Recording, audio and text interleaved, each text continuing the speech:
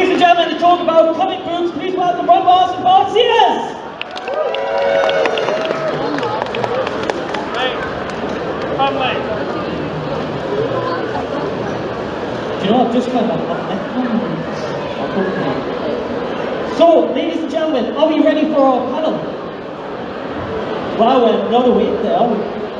Right, first of all, would you like to introduce yourselves and explain what it is you do in regards to comic books? I think it would be better if I introduced him. Yeah, go for that. So that's Bart Sears. He's a really good artist. He's also one of my best friends, so it's nice we get to travel together once in a while. As you can see, Bart forgot to send his photo in, so we just got one of his covers with dinosaurs. I think he looks cool like that. I know, it's really much better than mine. So. And this is Ron Marz, who's a writer. Probably most well known in Milan. As I said, we've been friends for years and worked together on a bunch of different projects.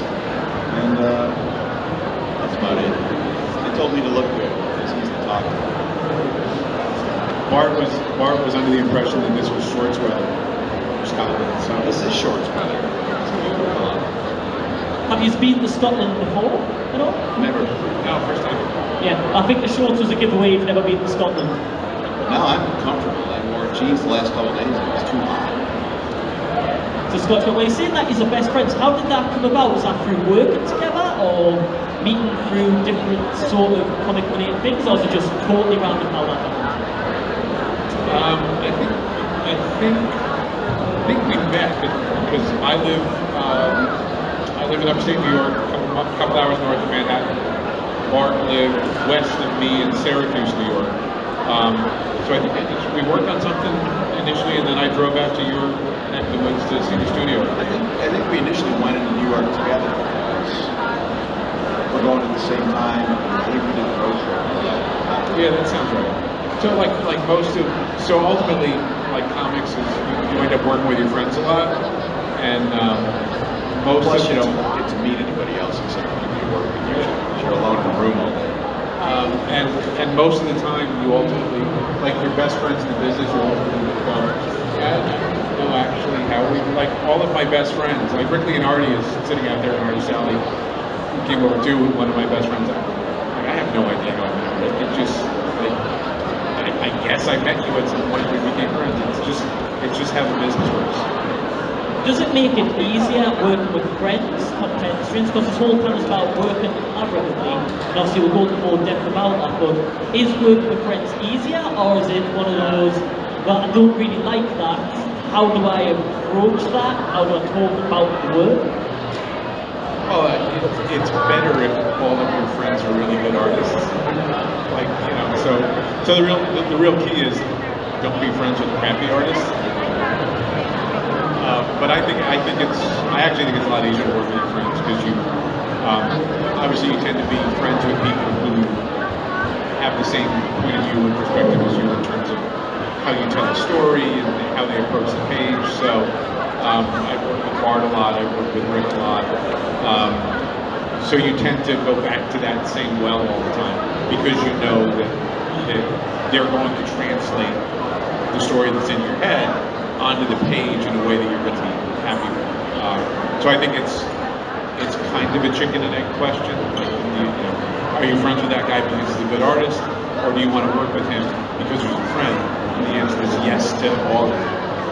Yeah, there's a comfort level. You get to know each other shortly and what involves familiarity.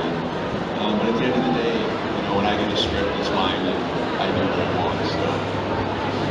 So the process usually begins with the script, or do you just kind of sit down together and kind of plan out what you want the story to be about and how you want it to look, or is it you get the story then you've got to work with the writer? So how does the process begin? Usually he just has the idea and writes the script. When you work on a big project, sometimes we'll have a meeting and we'll discuss what's going on. Or Ron will call me and say, what do you feel like drawing? And I'd say, I don't know, goats or something. And that's usually the first, when I work with an artist, usually the first question is, what do you want to draw? the next question is, what do you not want to draw? And usually what they don't want to draw is cars and horses, or horses driving cars.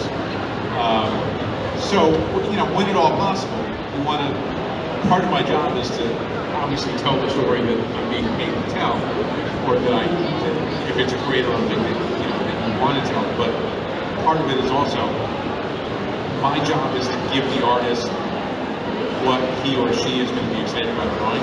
Because it takes me like a week to write a script, and it takes these poor bastards, like a month, or 5 weeks, or 6 weeks to draw the story. So part of my job is to make sure that they're excited when they go to the drawing board. Not my own. It's another page of talking heads. That's too much like work. So artists want to draw cool stuff. Part of my job is to figure out how to get cool stuff into the story so that there's something exciting for you to do every day working on that script.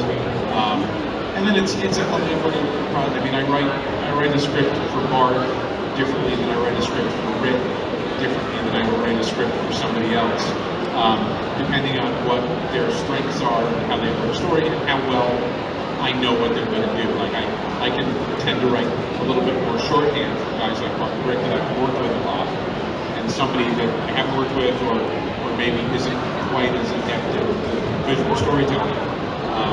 I have to put more information in the script. My process is always, I make sure that the artist has all the information that he or she needs to tell the story, and then the artist has to interpret and tell the story the way they see fit. So I write a blueprint. What I produce is a blueprint, basically, but they're the ones that actually build the house that is creatively built. Well said. When you use an art store, how much kind of infinity can you take with the story? Because obviously they'll have their sort of vision for what they want the story to be, and then you've got obviously your artistic style or what you envision the story to be. How much kind of room do you have for kind of your own inspiration when you're making comics? Well, ultimately, the artist is drawing the writer's story.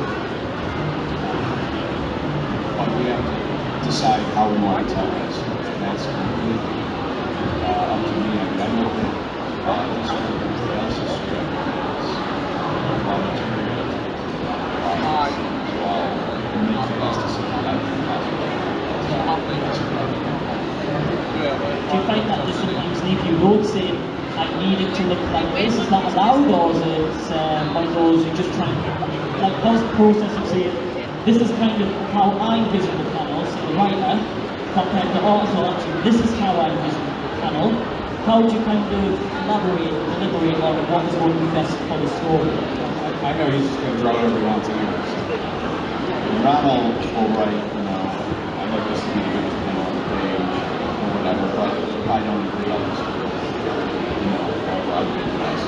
But more often than not, Because obviously with being friends, I suppose it makes it easier because you know each other's style, but say you work with someone for the very first time, how tough is it to kind of get a feel for what each other wants and get that kind of working dynamic or working chemistry? I think part of it for me is that when I work with a new artist, I go look up what they've done. Look at the pages, look at what their previous work looks like, and figure out, what they do well. Figure out maybe what they don't do quite so well, and stay away from that. You as the writer will figure out the aspects of their work you want to like this. They do this really well. Or maybe sometimes you work with artists who, if the previous scripts they haven't been up to snuff, you get a lot of medium shots, you get a lot of the same sort of visuals. So if I see that, I make sure that I vary the visuals on the page as much as I can to make sure that the pages don't get too static. It's a give and take process. Where my job is to interpret that artist's ability and strengths, and then sort of trying to funnel that into the script that I write. Within the boundaries of the script, sometimes it's a more higher job. You're writing a Batman story, perhaps narrow or short. and within those parameters, you just write the best, most visual script that you can, and then hopefully the artist likes what they get from the script and is excited. Because, like I said, if it becomes too much drudgery, like the finished product shows, if nobody's excited about what they're doing, you don't end up with a good product at the end. Yeah, the best thing for me is when I get a script that I like, maybe that's what I'm doing. But it's rare. I've only talked to writers, Ron and people. I don't really have conversations with writers. Scripts that have everything I need and want should be.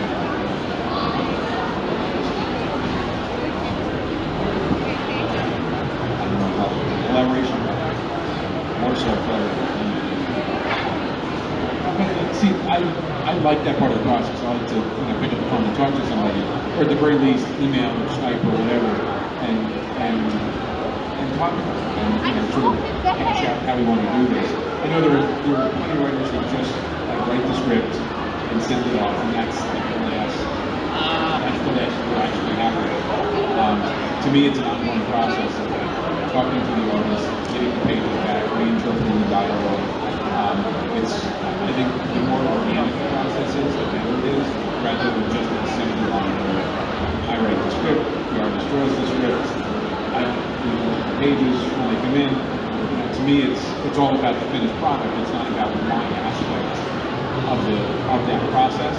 It's about every aspect of the process, which is why I look at the art, I look at the color, I look at the letters, and I'm sort of involved in the process from start to finish, because you can polish stuff along the way, and you wind up with a much better book at the end. Now you talked about obviously Skype earlier. Has the process with obviously changes in technology, more digital formats and things like that, is it easier now collaborating than it is say maybe 10, 15 years ago, 20 years ago, for getting the final piece completed? Has it got easier as time's gone on?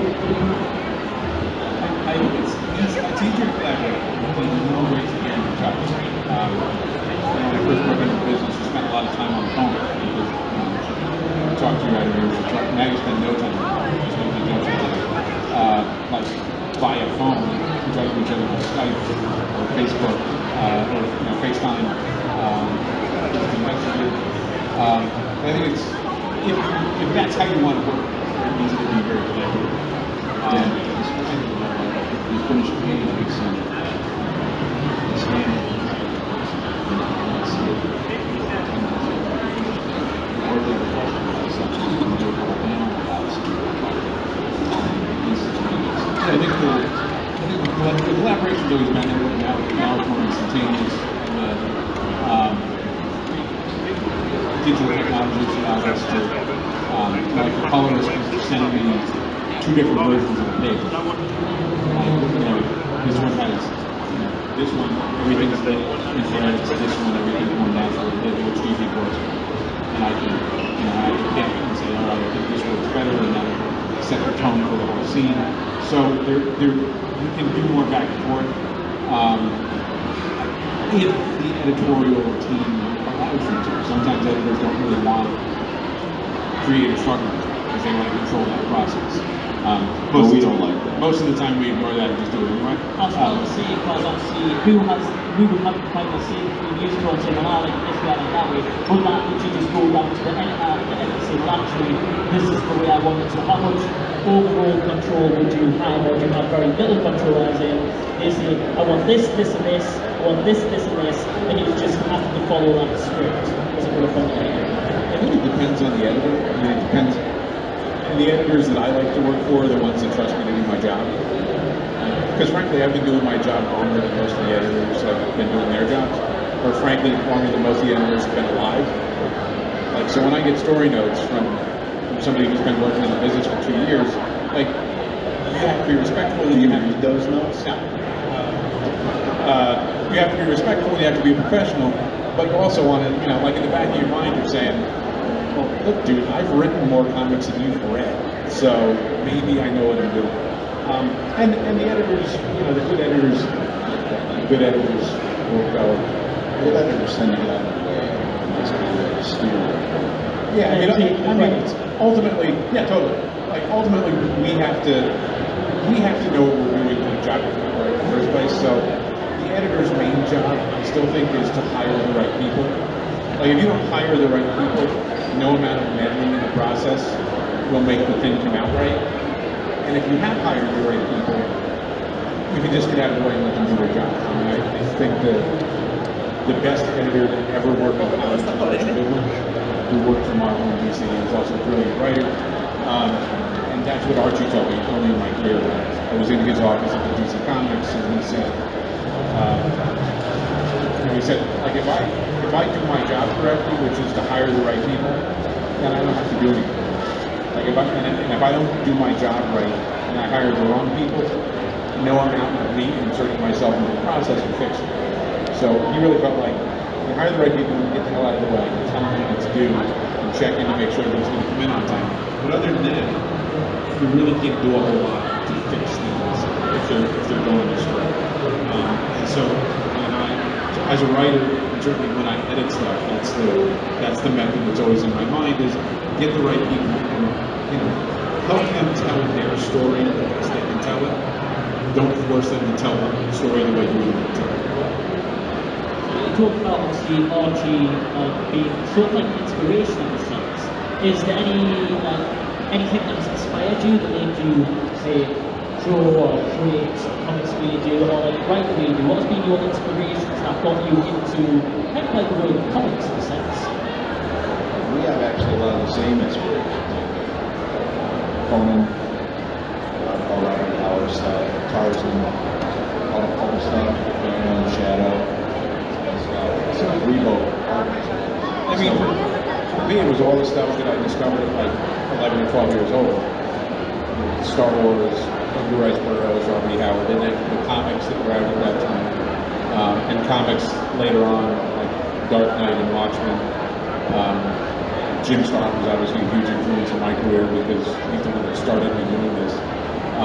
But I think the stuff that you discover at that kind of golden age of 12 years old is what molds you and brings you and stays with you. To me, I still think, John Carter Mars and Johnny Quest are like the coolest things ever. And it's because I discovered that stuff at the right age. So I always tell people, like, my nostalgia is cool. Like Johnny Quest is the coolest thing ever. And discovering Star Wars at 11 years old is the coolest thing ever.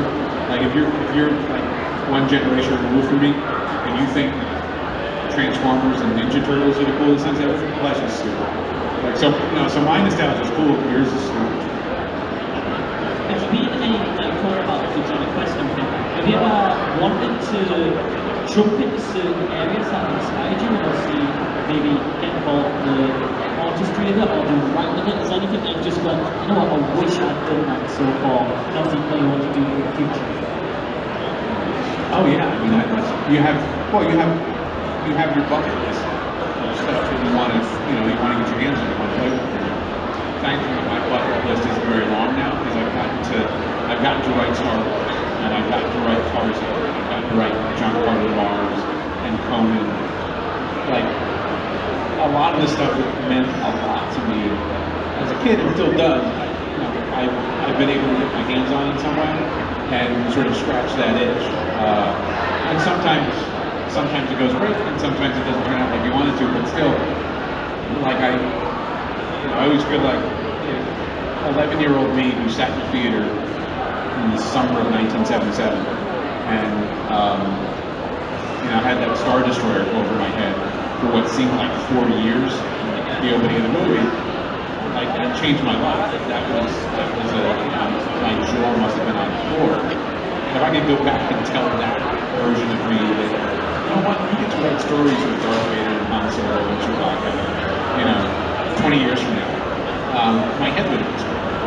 And so I have those things checked off on my list, and it's just I consider myself pretty fortunate to be able to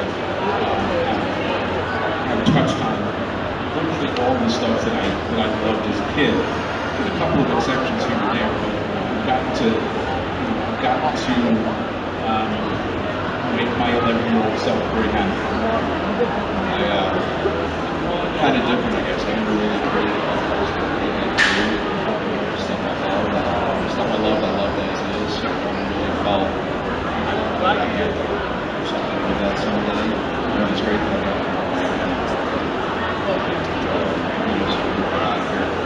but I never felt like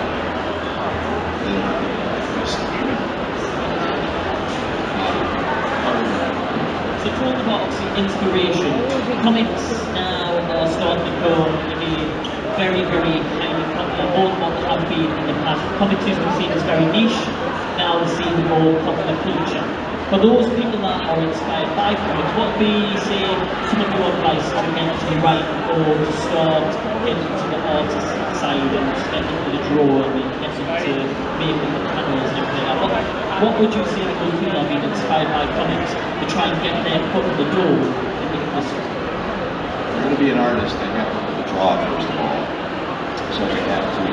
So wait, your theory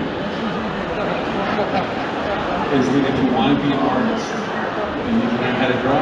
Yes. All right, does everybody write that down? It's solved. We need it on a plaque.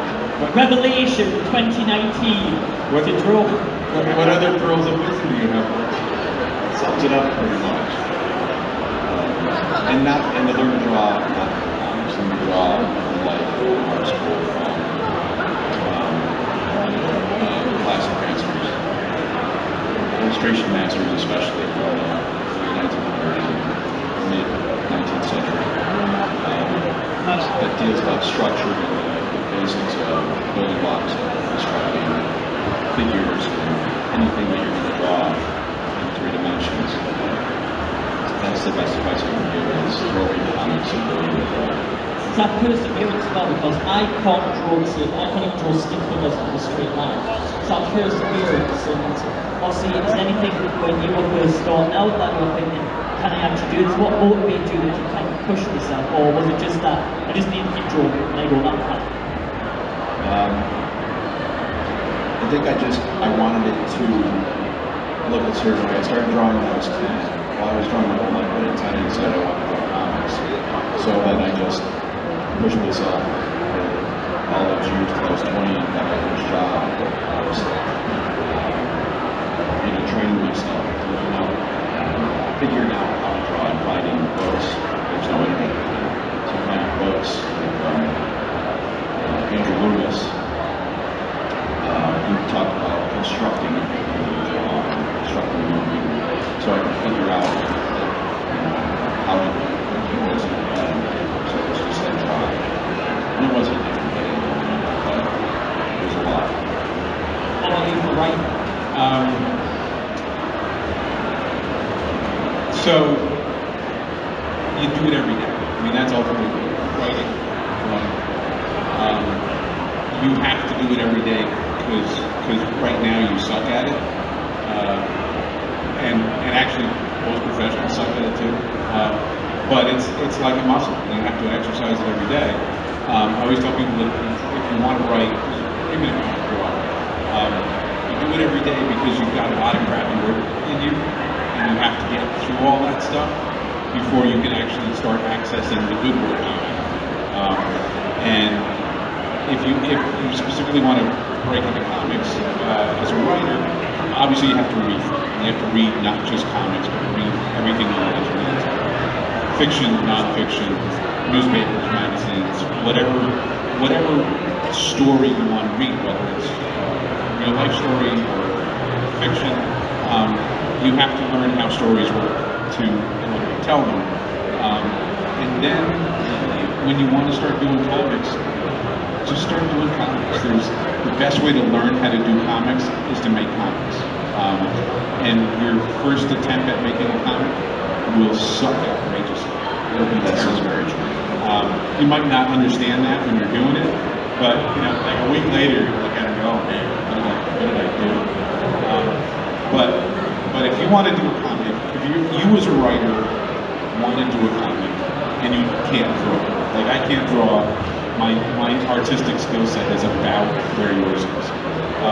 I can't draw at all. but I can see the pictures in my head. I mean, I can construct the page in my head just the way I want it. That's what my job is when I write a script, is to translate those pictures in my head to a script so somebody else can draw it. That's why it's still my job is the coolest thing in the world, because I can't do the finished product myself. I can't draw it myself. So I have to work with somebody like Bart or Rick or whoever I'm working with to make that real. It's still the best part of my job is when the thing that was in my head is now real on the page. That's still the irreplaceable moment of the whole process, is when the art comes into my inbox. It's like a dream. So if you as a writer want to write comics, you have to find somebody to draw it. And don't start with your 150-page cosmic space opera epic right out of the gate, because nobody wants it. Like, even when you're 10 years into career, nobody wants your 150-page cosmic opera space epic. Sounds like you talk from experience there. Is this what you do? Well, no, actually, like, so my break-in story was the first thing I ever wrote was Silver Surfer and Marvel Publishing. Like, so don't think that my break-in story is your break-in story, because it doesn't work. Like, it doesn't work that way at all. But I got really lucky.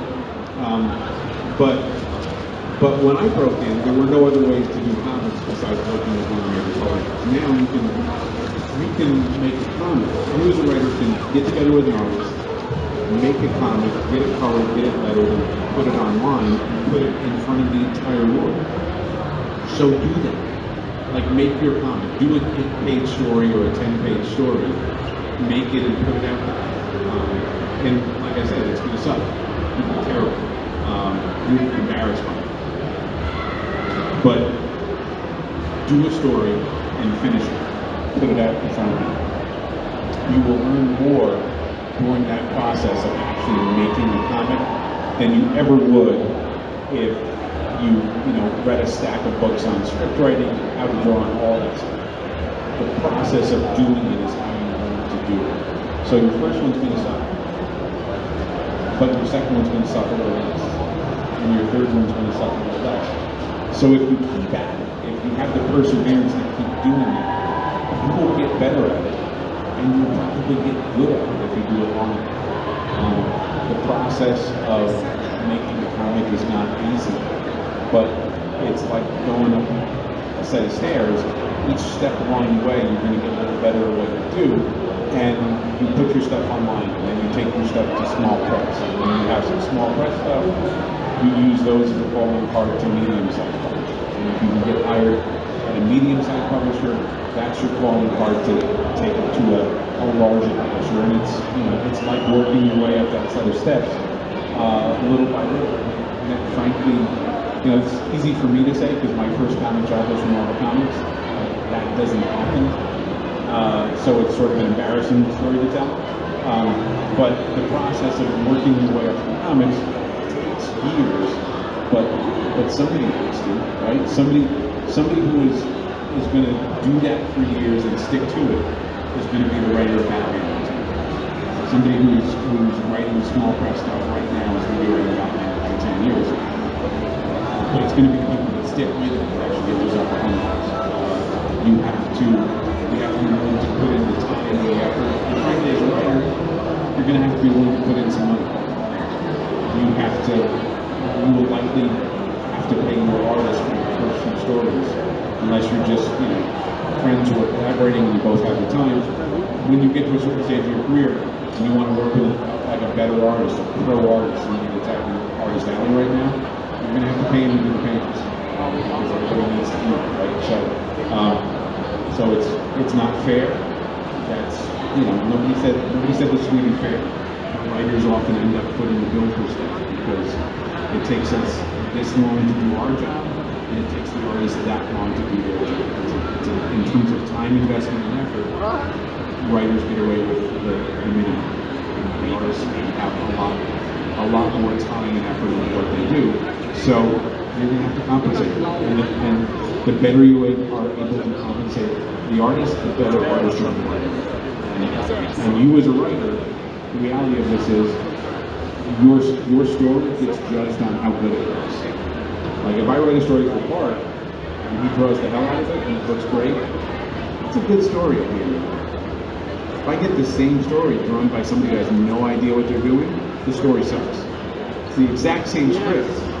I've done the exact same work on it, but it's perceived completely differently because of how it is. That's the way comics work. And if you're not happy with that equation, don't write comics. No, it's true. The difference between doing work for yourself and then doing something that's going to be published is a world of difference. Doing the job for real, whether you're paid or not, e.g.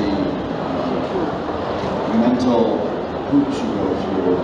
For instance, like from the Kubert School, I went to Kubert School for a year to learn to draw comics, and you get assignments there, and you continue to do them, no big deal.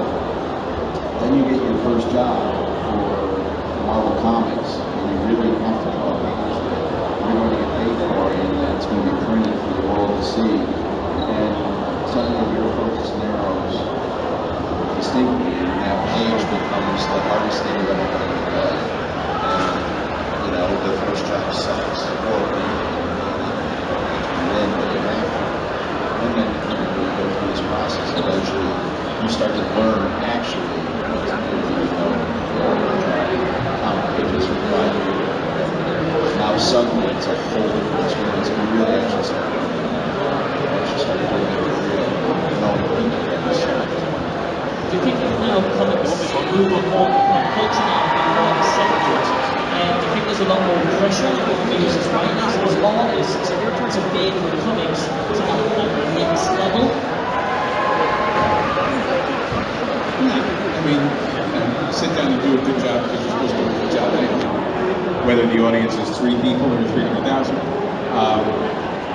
Because ultimately, the truth is, I'm not doing the story for you guys. Because I don't really care about you guys. I mean, I love you all individually. But as an audience, I don't really care.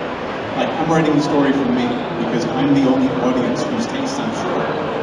So I write a story to entertain myself, and then I hope you guys come along for the ride. And I know also, obviously, if you're working for a publisher, they're going to give you some parameters to work in too. You can't chase audience adulation as a creator because everybody in the audience has a different story that they want. And frankly, the audience doesn't know what they want most of the time anyway. So the mantra is give the audience what they need, not what they want. Because if we just followed what the audience wants, every story would have a happy ending. Like Romeo and Juliet would be dead at the end of Romeo and Juliet if the audience got what they want. But it's, we still remember the story now because it's a tragedy, because of how it ends. But generally the audience doesn't want tragedies. But the audience needs tragedies. So my job is to entertain myself and then hope that being the story that I entertain myself with is also something that you guys like. What I want to do just before the end of the panel, because I've asked loads and loads of questions, I find this stuff interesting. Does anyone have any questions they'd like to ask about the comic process, the writing or the drawing, the comic, the artistry? There's usually quite a lot of people that ask the same questions. Go on, come over.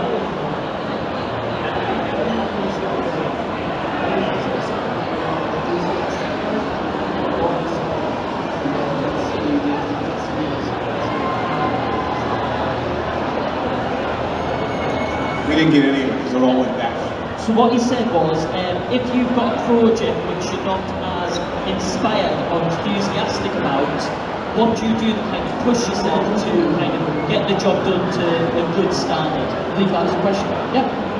They pay us for this, right?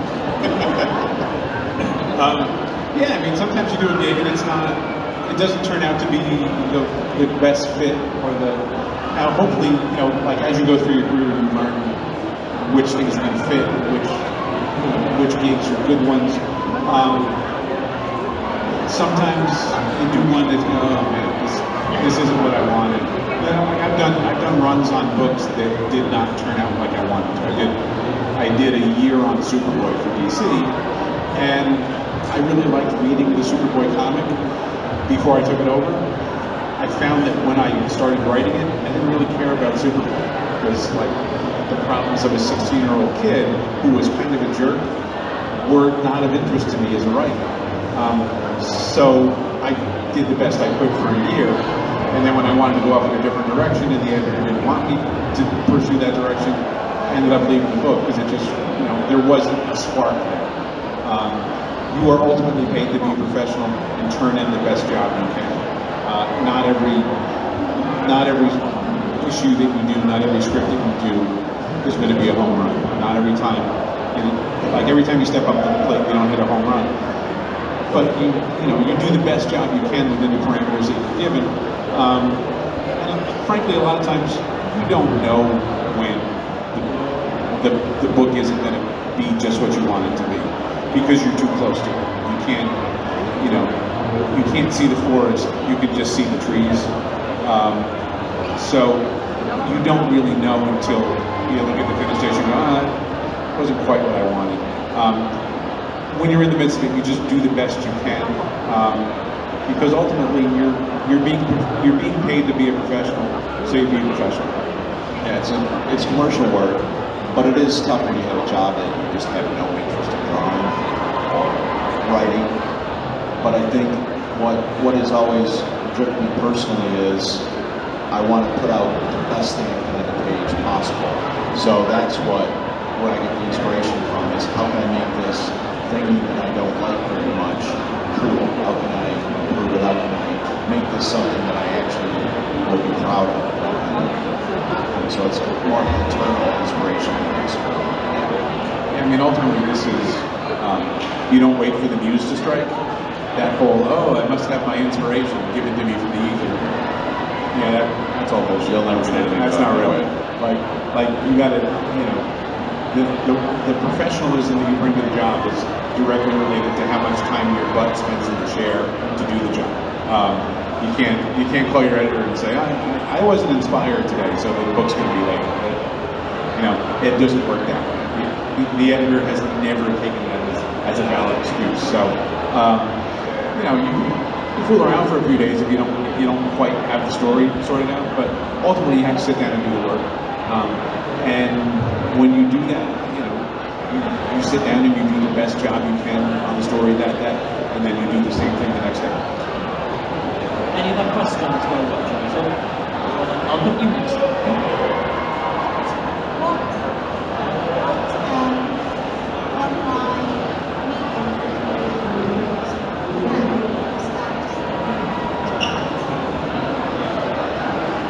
In terms of where you want to publish your stuff, or what format you want to use? Where you want to publish? Since I don't do a whole lot of online publishing, I'm not the best person to answer this, but like Comixology is great if you can get your stuff on there, because it's like going to a huge shopping mall for comics, and people peruse and buy what they want. Worst comes to worst, you build your own website, and you update it with new pages all the time, and you hand out cards, and just help people find what you do. Put it out there somewhere, somehow. The biggest thing is to promote it and let people find it. Because once the audience finds it, and the audience, somebody reads it and they said they liked it, and they forward it to somebody else, and it grows exponentially. The biggest step is getting it out there, making sure that it's out there somewhere. Because if it's, that's what the real decision is getting it in front of people and hoping it spreads. If you don't ever get to the point where it's finished and you can put it out in front of somebody, it's just wasted effort. Final question.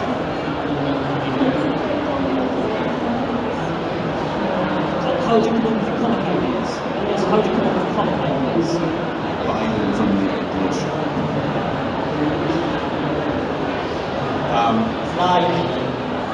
So like I've been doing this for 30 years. I started doing this pretty young, and that's usually the first question that I get when you're signing journals. Like, where do your ideas come from? And I have no idea. Like that's like asking a baseball player how you hit a fastball. Like they can sort of explain it, but ultimately they can just do it. Ideas just come. I don't know why or where they come from. They do. So I'm very thankful that they do. You never know where they, like, I don't sit down at my desk every morning and say, I'm going to have an idea now. That doesn't work that way. It'd be amazing if it did. It's like, I need to have an idea. Oh, there it is, right there. They don't just drop out of the sky. You don't know where they come from, and you don't know when they come. But I think the thing you have to do is you have to read a lot, and you have to take in thought. You have to take in food. So read things, watch things, draw inspiration from a lot of different places, and eventually that comes back out in a completely different way. You might watch a movie or read a book that you really like. Not that you're going to imitate that, but aspects of what you take in come out in some other ways. And that's sort of the magic of the process, is you don't really know how that works. It just kind of goes around your brain for a while and then it comes out. The one thing that I do tell people is if you're kind of stuck for an idea, or if I'm stuck on a plot point in a story, I do something else. I take a bike ride, I take a walk, I go play golf, or the best thing in the world for a writer is go take a shower. That's the deep, dark secret of most writers, is to spend a lot of time in the shower. Because same for an artist with a blog, do something else, get away from it, freeze your mind. Something's right. The shower is the best because it's just white noise. You can't be online when you're in the shower. At least you're not supposed to be online when you're in the shower. Your mind is just freed up from any other distraction, and stuff tends to percolate down. And, so far for 30 years, it's all worked out. So, to round up the panel, if you want to be an artist, draw. If you want to be a writer, get a waterproof pen and start writing on your shower wall. I think that's a good way to end it, eh? Yeah. Ladies and gentlemen, let's hear it for Ron Marz. And also, you can find their work, not that, but you can find some of their work in the Comic Village across from the event, right opposite each of our goal. Ask them questions, go talk to them, and check out some work. Okay, thank you very much, guys, for joining us today. Thanks, guys. Also doing sketches over there. Lots of guys are. So come check us out.